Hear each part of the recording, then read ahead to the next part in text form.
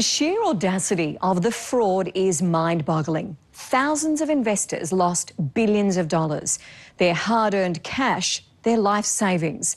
There was no explanation, no apology. And John Biggaton, the Australian who promoted this Bitcoin scam, is still not saying a word. But this tale of deception doesn't end there. At the height of the drama, Biggaton's wife, Madeline, suddenly disappeared. Was it suicide, murder, or something more sinister? Matt Doran investigates. 3, 2, and 1!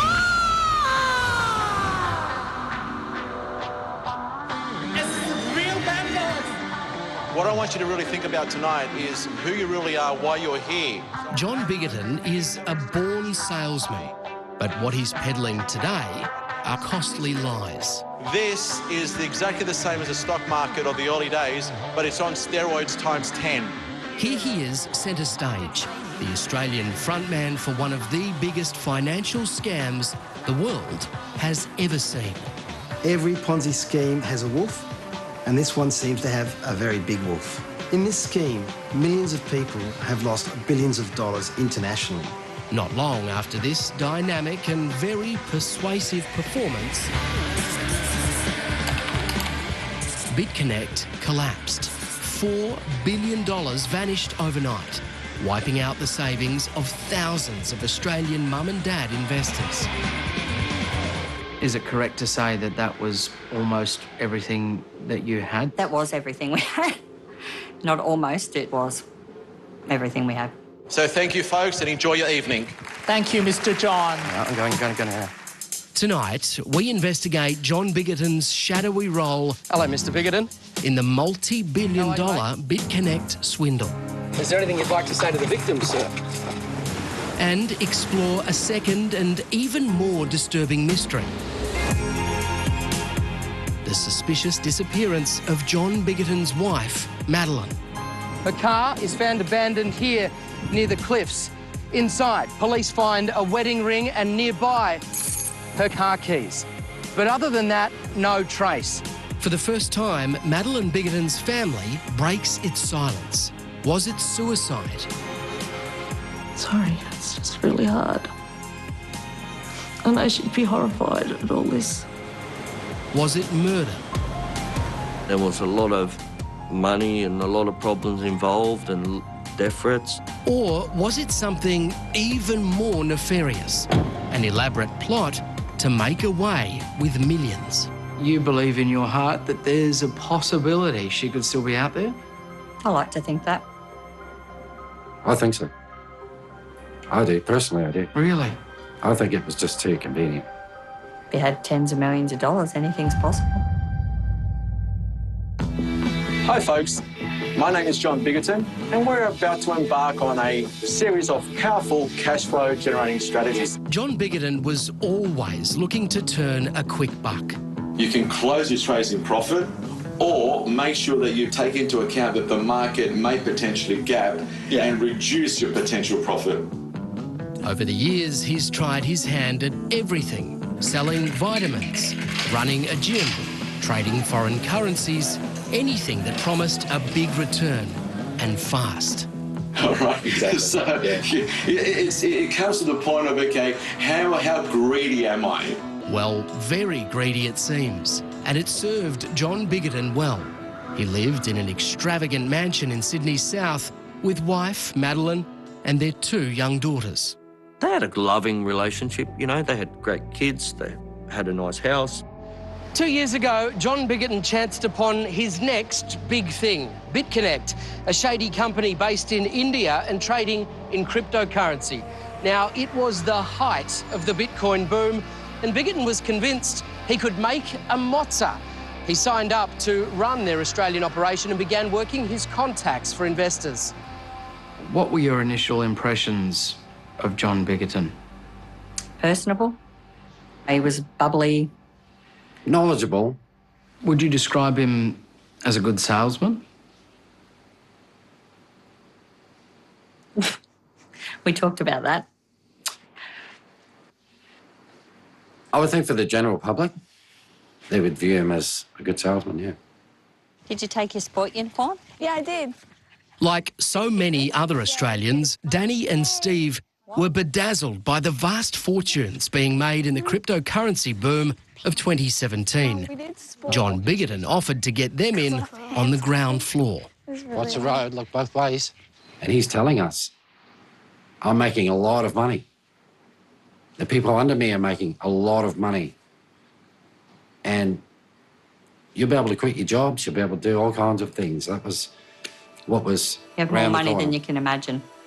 The figures are really, really powerful. Is this showing day one of investment, $130,000, which is what you and Steve put in? Yes. If we scroll down here, it shows what your investment becomes day by day, correct? Exactly.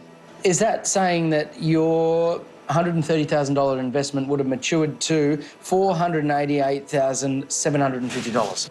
That would be the value of that investment of 130 on day 120. Then if if you can stay the course and you can leave it in there for, say, a year, what would your investment have become? $8,114,010. $8 million? Mm-hmm. Without raising a finger. No hard work in a year. Life changer. If that lady was told that she would receive that money, they knew that they were lying to that lady without a shadow of a doubt. Niall Coburn spent more than a decade as a senior investigator for ASIC, Australia's corporate watchdog. He has taken down dozens of financial scams, just like Bitconnect. Immediately in my mind, I knew it was a scam. They were offering 1% a day. That's 306% a year or 40% a month. Now, there is no scheme, no investment that I know in the world that offers that return. This really is unbelievable. Surely the people behind Bitconnect knew this wasn't on. In my experience, the promoters of these schemes know what they're doing without a doubt. They know that investors will not be receiving their funds back. They know that those returns are unsustainable and that the whole scheme was a lie. 1, 2, 3. But it was the promise of those eye-watering returns that led first-time investors Hilton and Talia Robinson to sign up with Bitconnect. I went on YouTube and saw other people in the same position just making money, buying cars, living the dream of having an income, a second income. Free Lamborghinis for everyone. Yeah, pretty much, yeah. But we wanted to buy a house, not a Lamborghini. A house for a growing family. The couple had just had their first child. The timing felt right. It got to the stage where you basically invested your entire savings, your deposit for a home, and you've said, we believe in this so much, we're going all in. Is that correct? That's how I felt, yes. That's how he felt. Yes. Talia was initially cautious, but Hilton had no such reservations. He poured their life savings into the scheme and more. I started putting my whole wage in there, and the daily interest returns, we would pay our bills and mortgage and things like that. Which he didn't tell me. He didn't tell me he was putting his whole wage in every week. I didn't know that. I know. So you're keeping this secret. So you're funneling your whole wage into the crypto space? Pretty much, yeah. In my head, I was thinking, we're going to get it back in 120 days anyway. But that never happened. On January 17 last year, Bitconnect suddenly stopped trading. Millions of investors lost everything. Yeah, I just was like, what have I done? And now I have a child. And what's our future going to be like?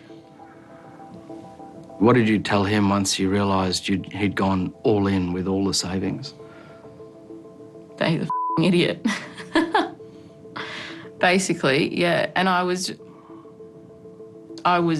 really thinking, like, what have I done for my future with this decision or with this man? I'm like, why would you trust them and listen to them and not me? I feel pretty stupid now, but at the time I felt like it was the right decision at the time. Sorry. Don't be silly. It hurt. It hurt because I felt like I failed as a husband, as a provider, and as a dad. How dark did this get for you? No, dark. Really dark. Days when you can't look at yourself in the mirror and you think, God, what have I done? Or how did I become that person that threw away everything? Dark days. Got through it. Yeah. Steve, one of your friends invested, and it's correct to say he's no longer with us. That's right. It was a few days after Bitconnect went down. He had committed suicide.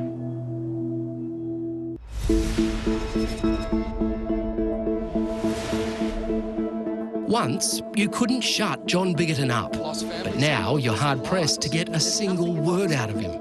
You've been running and silent for a year, sir. This is your opportunity. Ever since the collapse of Bitconnect, he's refused to speak to any of his investors, even those who counted him as a friend.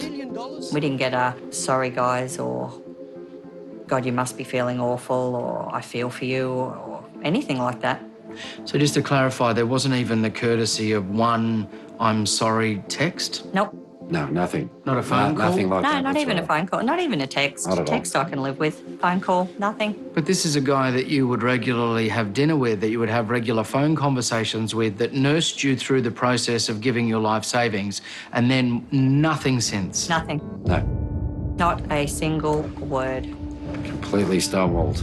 Is there anything you'd like to say, John? Nothing you'd like to say at all? It's here on the coast of Kurnell, south of Sydney, that the story of the Australian connection to this multi-billion-dollar global scam takes a really dark turn. Almost a year ago, John Biggaton's wife, Madeline, goes missing and her car is abandoned here near the cliffs. Even now, the family remains divided. Was this suicide? Could Madeline still be alive? Or was there something more sinister? It's way too hard. We're all sort of very emotional, as you can imagine, about this. Going from anger to tears is just devastating. At around 11:30 on the morning she vanished, Madeline Biggaton got into her car with a beach bag. With her was her youngest daughter. This is the last known photo of Madeline, captured on CCTV near their home. Madeline dropped her daughter off at a friend's house. Some hours later, she sent a message to John telling him to feed their dog. Madeline didn't return home that night. Her car was found in the parking lot at Kurnell. Her wedding ring was left inside, her keys tossed a few metres away. Beyond that, nothing. It must be extraordinarily hard for you, Scott, actually being back here. This is the first time you've been here since Madeline vanished. Madeline's family isn't convinced it was suicide. Madeline was a survivor. She'd beaten breast cancer twice and she lived for her daughters. It doesn't add up, you know. It doesn't take a genius to think it doesn't add up properly, you know. And so I know this is a really difficult question then, Scott, but if it doesn't add up, is foul play, is murder a possibility in your mind? It's come across my mind. That's all I can say, you know. I think it's come across all of our minds. She was a devout Catholic, so that puts doubt in my mind. Her religion was very important to her, as were her children. So that actually, you know, that's the part that I'm struggling with the most. I can't understand how she would be able to do that, knowing that's what would happen, that her kids would suffer, that she's going against everything she believed in. What are your other options? That she's still out there, or that this was foul play? I'm not going to comment about that. Just days after Madeline's disappearance, John Biggaton posted this cheery selfie to Facebook. He seemed to be getting on with life. telling friends his wife probably committed suicide. He looks pretty happy for someone who's lost a doting wife of 20 years. They were together since university days, so it's been a long relationship. And if you'd just lost your wife in such a horrific fashion, basically on the back of something you'd caused, which if Bitconnect going down was the cause of it, he looks pretty happy he's caused her demise. Some of the many investors duped by John Biggaton believe Madeline staged her disappearance. This wasn't a suicide, it was a money grab. Personally, that's what I think. It just seemed to me that it'd be a good, convenient story to be able to get the money out, his wife out of the country. Sinister as it sounds, that's where my head went in the whole scenario, straight away. I didn't believe it for 1 second. John, can I ask you, please, about your wife? I know it's been a long time. Is there any update on the investigation? It's a year since Madeline Biggaton disappeared, and John Biggaton has scarcely skipped a beat. He's still living in the family home where he's raising the couple's 2 daughters. And he's even working for a small finance company called Wealth Synergy. Mr. Biggaton, there's a lot of families across Australia who want answers. What can you tell us? Well, it's been a year of silence for the victims. It continues. He had the opportunity there after 12 months to at least apologise. We didn't get that. John Biggaton, the Australian director of Bitconnect, still with nothing to say. John Biggaton may not answer our questions, but he'll have to answer ASIC's. Australia's corporate watchdog is investigating the company's collapse and all those missing billions. The problem for investors who would right now be watching with their hearts in their mouths is that cryptocurrency is extraordinarily difficult to trace. No one knows where that has gone. We're still, there's investigations underfoot in the UK, the US, Australia. There's no way we can yet really understand where that money has gone, except that once it does go, in my experience, it's funneled through offshore jurisdictions, and it's very hard then to on-trace those accounts. Okay, ready? Go. Realistically, it's unlikely that any investors will see their funds again. Good. For the investors, it's a case, or it should be a case, of once bitten, twice shy. Eat it. People make mistakes, and it is just money. At least we have our health, and that's the main thing. But if it happens again, then I won't be so kind. No. Well, on that point, are you still investing in cryptocurrency? I am, yes. Talia? He didn't tell me that.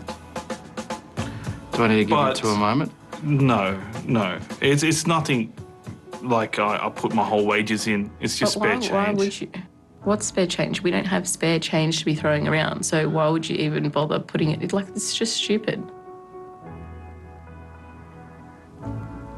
Are you putting more money in there, like from your wages now? We've got someone who's running around and gets off scot-free. It's not over yet. He should brace for a fight, you think? Well, I'll still be fighting. And the people that lost, we haven't forgotten. I'm not expecting to get any money back, but the long arm of the law, hopefully he'll pay his dues somewhere down the line, I hope. Promise me no more Bitconnect, Bitcoin. No more anything. And as usual, you will find more about tonight's stories on our website and Facebook page. Stay on 7 now. I'm Melissa Doyle. Thank you for making us part of your Sunday night.